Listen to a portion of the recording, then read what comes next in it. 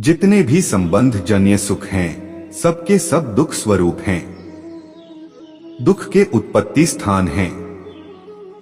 संबंध जन्य सुख ममत्व भोगो तो दुख कभी तुम्हें छू नहीं सकता।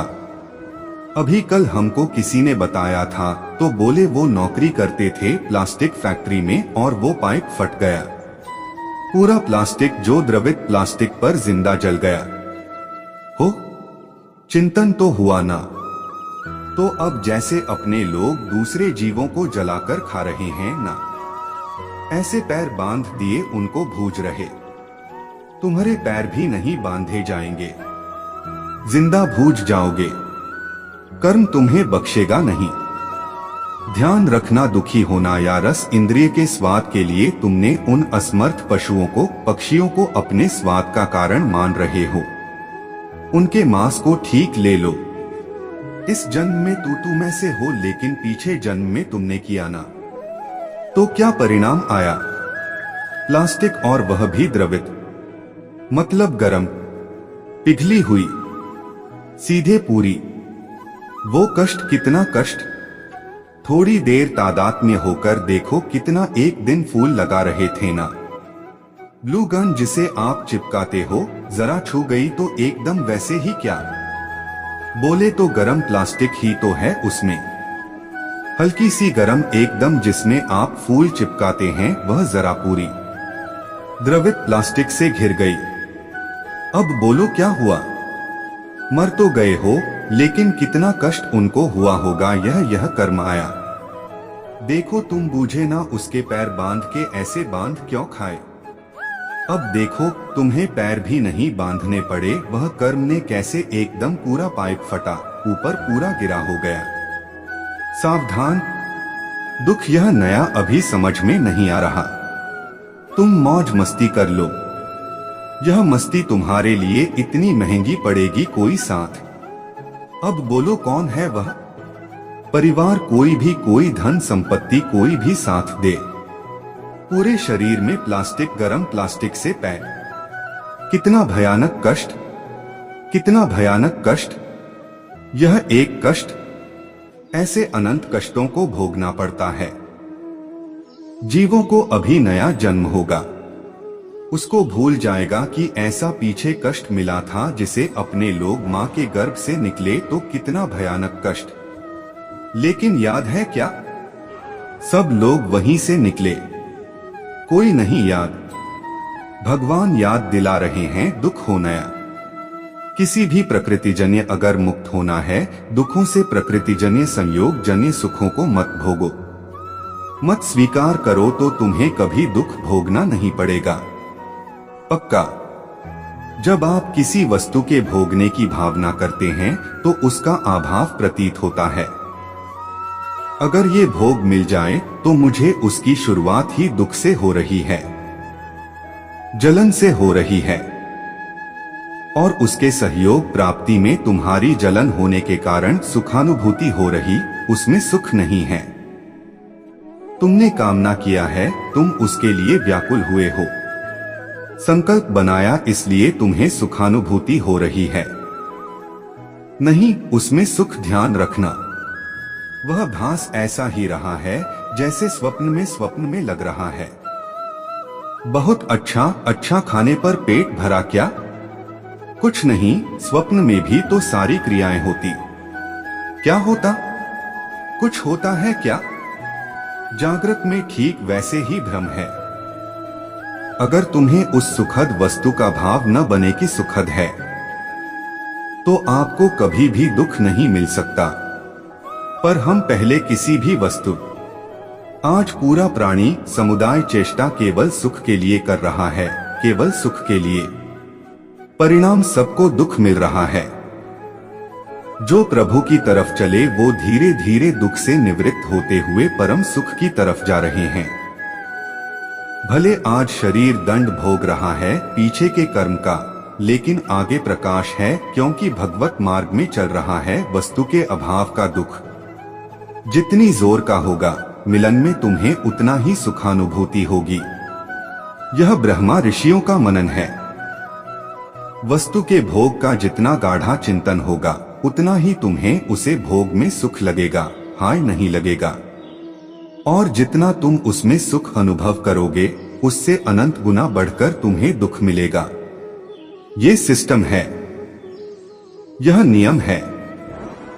इसीलिए देख लो, सब दुखी हैं, सब शांत हैं। भोगी व्यक्ति कभी सुखी नहीं हो सकता, दुखों से बच नहीं सकता, क्योंकि जितने भी भोग हैं सब दुख नया। भगवान कह रहे हैं, भगवान के दुख काल है, हम यहां दुख खा ले, हम में तुम सुख भोगना चाहते हो। भगवान कह रहे हैं, दुख हो नया हट जाओ, शरीर राग से हट जाओ, केवल जीवन निर्वाह मात्र, धर्म रक्षा के लिए, कर्तव्य पालन के लिए उचित शास्त्रीय विधान के अनुसार भोगों को स्वीकार करो। इसी जन्म में आनंदित हो जाओगे। अगर आप केवल भोगों में ही सुख मान करके रत हो तो परिणाम ताप, संस्कार, दुखी गुण, वृत्ति, विरोधाभास, दुख हमें सर्वन विवेक न। तुम्हें 3 प्रकार के दुख वर्तमान में ही भोगने पड़ रहे हैं। देख लो, परिणाम दुख, पीछे जो कर्म किए उनका परिणाम भोग रहे हो।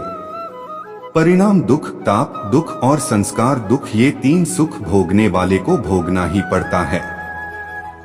देखो, सुख भोगने वाले के लिए लिखा है, जो संसार में सुख भोगने की वृत्ति लिए हुए उनको अपने आप 3 दुख भोगने पड़ते हैं। परिणाम दुख, ताप दुख और संस्कार दुख।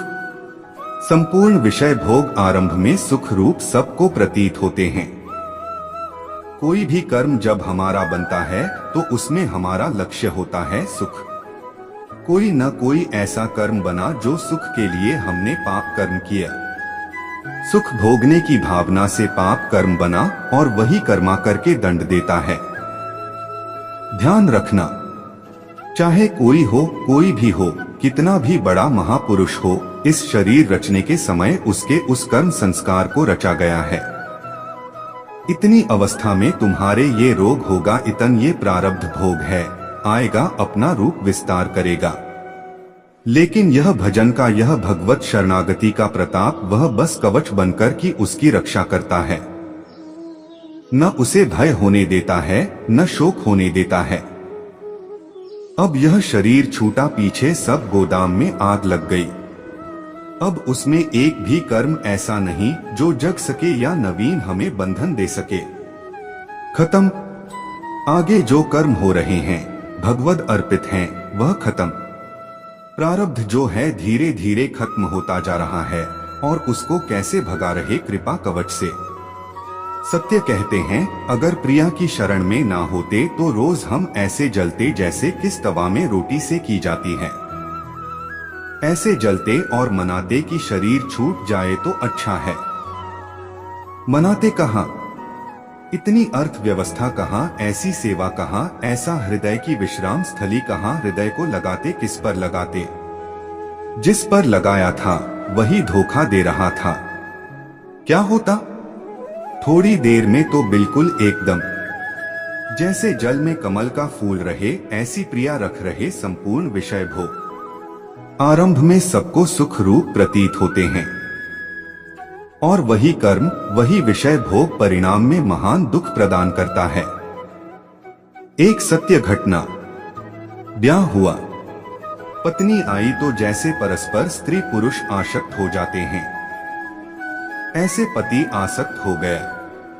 पत्नी का पहले से कोई प्रीतम था, वह जब उनकी दृष्टि में ब्याह होने के बाद पुनः आया तो उसने रोकर कहा, हम तो आज तक तुम्हारा ही इंतजार कर रहे हैं और जिएंगे तुम्हारे लिए, मरेंगे तुम्हारे लिए। अब तुम सोचो कि तुम्हारा प्यार कैसा है। रोशनी का इस बार हिसाब हो जाएगा। हम मायके आ रहे हैं, बुलाएंगे इनको। मायके गई और वहां फोन किया कि आपके बिना हमारा दिन नहीं कट रहा। माता पिता तुरंत भेजेंगे नहीं, आप 1-2 दिन के लिए आ जाएंगे।